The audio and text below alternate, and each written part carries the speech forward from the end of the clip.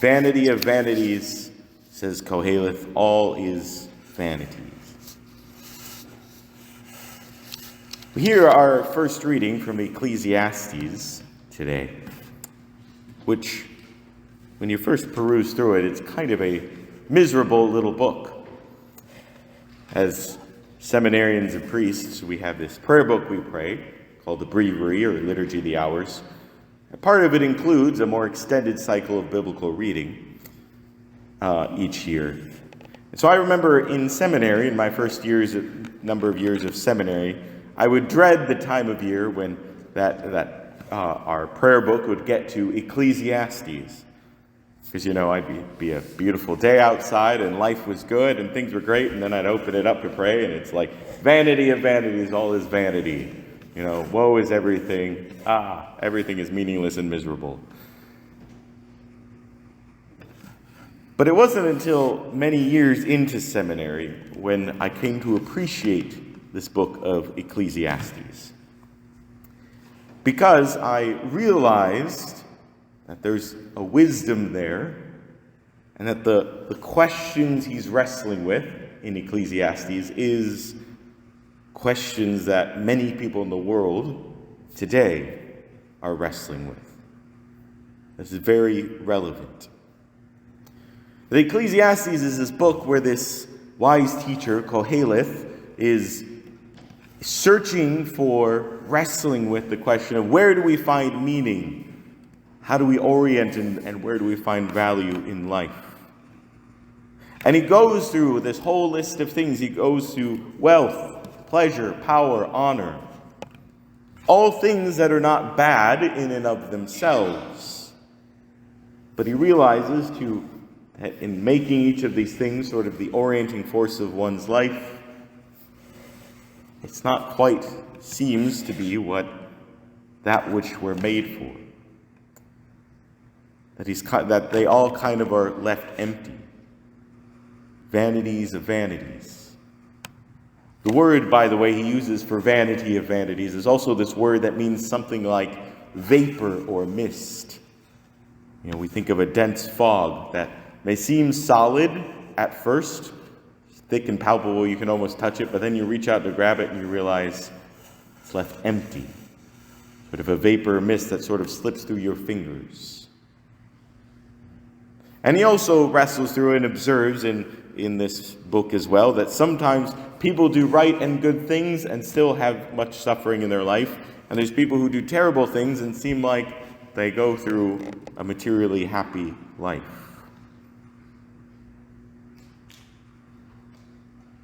And this search that Koheleth is on, as I said, I realize is very relevant to the world today. We live in this, what's now called a postmodern society or culture, which is sort of this idea of, part of it is people are searching for meaning, but not in the traditional ways. In the beginning of this past century, there was a philosopher, Friedrich Nietzsche, who wrote that God is dead. And part of that idea was sort of this observation of the direction the world and society was going. That where in past ages, God or religion was sort of the orienting force of one's life. That we've sort of moved past that. That many people in the world are looking for meaning in, places other than religion and God. But, as we can observe in the world today, are ultimately left unsatisfied. That just like in Ecclesiastes, Koheleth, he sort of wrestles through all these things of where do we find worth and value in our life? What's the orienting force of a life? Wealth, pleasure, power, honor. And he's not really left with any satisfying answers. Vanity of vanities. And so as our world looks through all these things, wealth, pleasure, power, honor, and especially the freedom of self, and yet we look at the state of the world, it seems they haven't found any satisfactory answers. But the very last verse, the very last line of the book of Ecclesiastes, says this. After he looks through all these things, he says, "The last word, when all is heard, fear God and keep his commandments, for this concerns all humankind." That in this pursuit of wisdom, this Koheleth, who's held up as this wise teacher, sort of ends with this note of humility. That I don't exactly know or understand, but somehow that I know God is the answer. To fear the Lord. And through all the wisdom literature in the Bible, there's this reoccurring theme of fear of the Lord is the first stage of all wisdom. And of course, fear of the Lord is not in our traditional understanding of what it means to be afraid of the Lord. But rather, this idea of fear of the Lord is this overwhelming humility of recognizing that God is God and I am not. That God is infinite and all-powerful, and in his wisdom can see all things, can see the great pattern and unfolding of all of time and all of history, and how I fit into that. And me recognizing my own smallness in that. That as I seek to understand, to recognize that I'm this little blip in all of human history. That I am, first of all, only one of 6 or 7 billion people on the planet right now, not to mention all the millions of people in the last century, not to mention in the last 500 years, the last 1,000 years, 2,000 years. That I'm just in one place physically and one place in history. The humility of recognizing the limits of my own experience and understanding.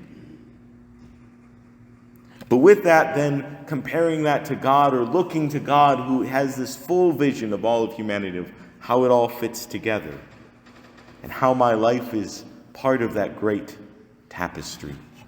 That's what I must look to, is the vision of God, and looking at my life through the perspective of God.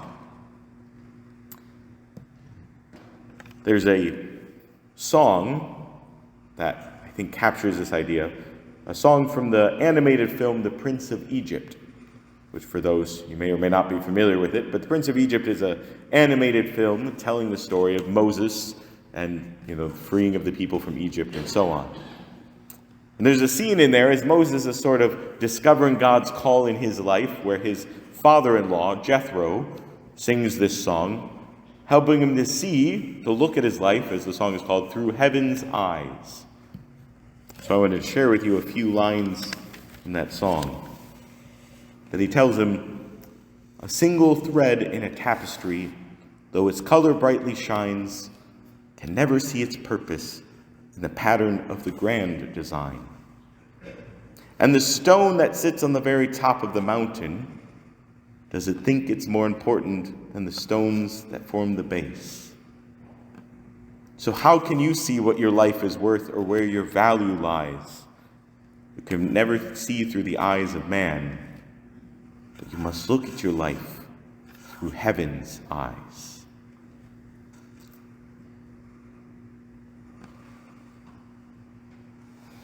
And so it's for us to see through the eyes of heaven our own lives.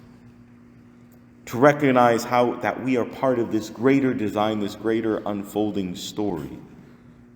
And so as part of that too, to not put emphasis in my life on the wrong things, on the passing things, but to put my life and experiences in the perspective of God.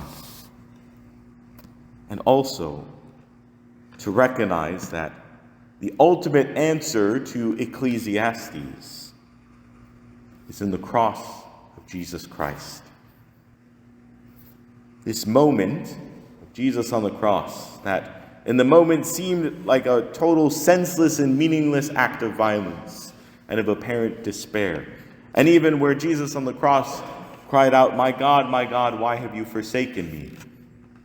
And to put ourselves in the shoes of the apostles who gave up everything to follow Jesus, and now here he is dying on the cross. The one they thought was going to save the world, to establish a new kingdom, and here he is shamed and executed on a cross. But of course, we have the benefit of knowing the rest of the story. At this moment that seemed like this total act of meaningless violence then became the turning point in all of human history. Became something that God then used to be redemption and salvation for all of humanity. So as I move through life, as we go through different experiences, perhaps when we find ourselves in moments or experiences when I don't understand why this is happening, or why I'm going through this, or why God is allowing this, or I'm struggling to see the meaning of my life, or the meaning in this experiences of meaninglessness, then what we're to do is to unite ourselves to the cross of Jesus Christ, which, by the way, is the very core activity at the center of the Mass. The heart of what we do here every week is I take my life, my experiences, the good, the bad, and the ugly, the joys, the sorrows, my search for meaning of orienting my life rightly, all of those things, my relationships, my words, my actions. It's gathering it all together and uniting it to the cross of Jesus Christ. Because when I do that, especially when I make a habit of that, week after week, uniting myself to the cross of Jesus Christ, that makes all the difference.